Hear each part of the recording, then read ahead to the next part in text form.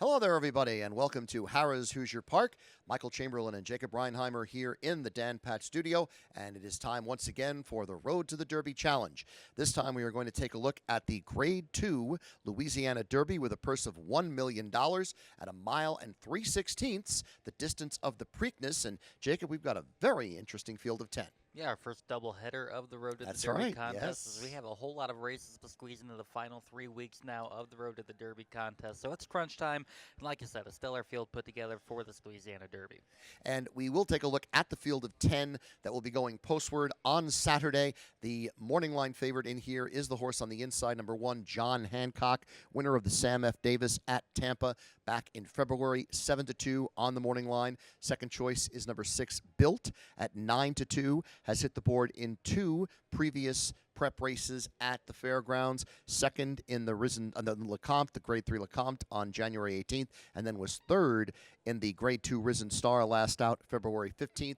And the third choice in here, 5-1 on number 5, Caldera, the D. Wayne Lucas trainee. And Jacob, of course, D. Wayne Lucas got the win last week in Virginia. And I believe he said he's going to run American Promise one more time before the first Saturday in May. And again, we talked about this last week on the video.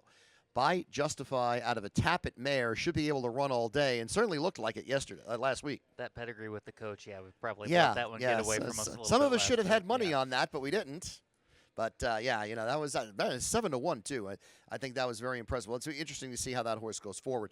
Let's go forward and take a look at our picks in the Louisiana Derby. And, Jacob, you're going with the horse on the inside, the favorite, number 1, John Hancock. Yeah, going to go with John Hancock. This is stretching out in distance for him. The last time we saw John Hancock was the Sam F. Davis at Tampa Bay, where he went head-to-head with Owen Almighty. That was a heck of a battle, but still John Hancock had enough to put him away in deep stretch to win by a half length there. Again, adding another 1/8 mile in distance is John Hancock after his debut. Was 2 starts ago, just going 6 furlongs, but I loved how gritty he was, and I love the early speed he has, so I think he can overcome this inside post position. He started from post 2 and post 3 in the 2 starts that he's had already and had enough speed to get out of the gate and get away clear into the first turn. So I love everything about John Hancock. The distance might be a little bit of a concern when we start getting to the Derby or something along those lines, but Brad Cox has this horse ready to go. Now, I love what I saw again from that Sam F. Davis, especially considering what Owen Almighty looked like in the Tampa Bay Derby when he just absolutely stole that on the front end. So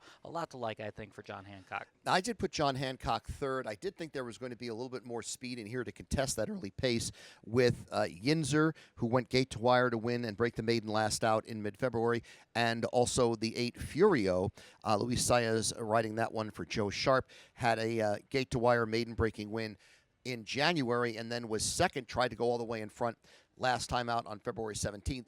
I settled on number 6, Built, by Hard Spun out of Curlin. They're adding blinkers this time, so I think that equipment change is going to be key for Built.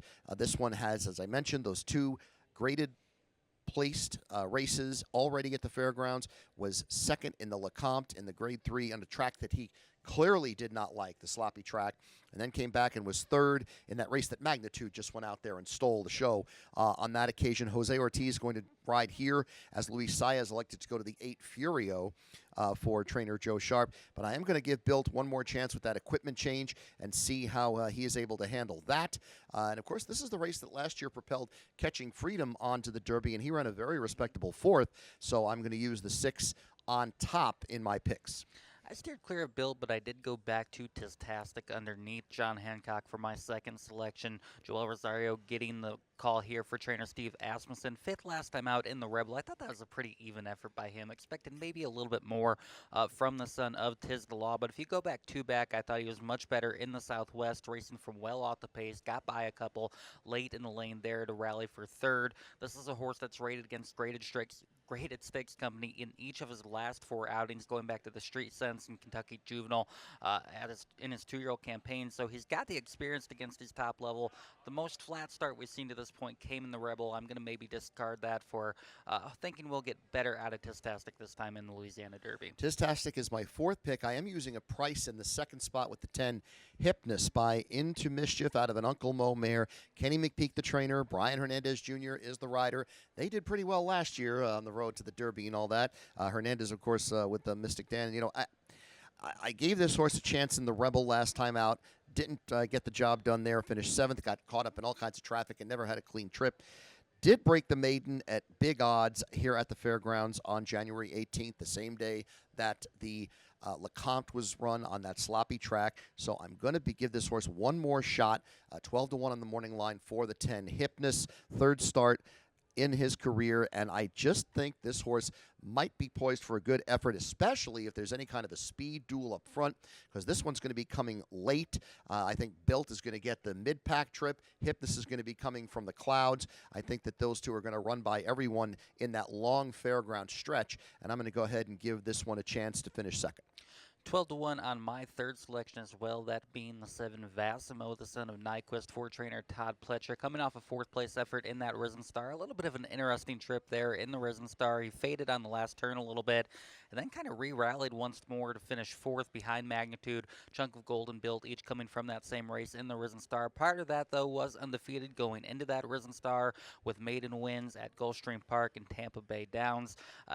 Then just didn't quite translate to the Risen Star, but still waiting for Todd Pletcher to really emerge on this road to the Derby to this point. He's been relatively quiet. I do think there is some upside to Vassimo, so 12-1, why not take a shot? And they're adding blinkers there as well, so that's a key equipment change there. I've burned through all my horses, so who you got in 4th? Well, I guess I'll wrap things up with Caldera again. D. Wayne Lucas, Tyler Gaffleone team up here, coming off a game effort in the Sunland Derby. 2 Getaway Car. I think the concern there is what we saw from Getaway Car last week in the Virginia Derby. Getaway Car got away with our points last week. Just never quite fired, but that was a heck of a duel between Caldera and Getaway Car at the Sunland Derby. They went nose to nose. Caldera actually got his nose in front at one point in the stretch before Getaway Car re-rallied at the very end. I like the speed you see from Caldera. I like the pedigree on this son of Liam's Map. I think he's going to be a factor and be around at the end. So that is our selections for the Louisiana Derby coming up on Saturday. Jacob with a 1-3-7-5, and I have it 6-10-1-3. So we do have a pretty good difference there. A couple of horses we agree on, but we do have some interesting picks here. And neither of us used Chunk of Gold, who was second in that Risen Star at odds of 43-1. I was kind of the opinion I want to see it one more time from him. Yeah, if he gets us again, shame on us, I suppose. Yeah, if he can do it again, the more credit to him, and we'll see him in Louisville, but I got to see it one more time out of Chunk of Gold. Once again, a field of 10 going 1 mile and 3/16 for $1 million in the Grade 2 Louisiana Derby. You can watch and wager on all the action at the fairgrounds on Saturday here at Harrah's Hoosier Park. For Jacob Reinheimer, I'm Michael Chamberlain, wishing the best of luck to you all.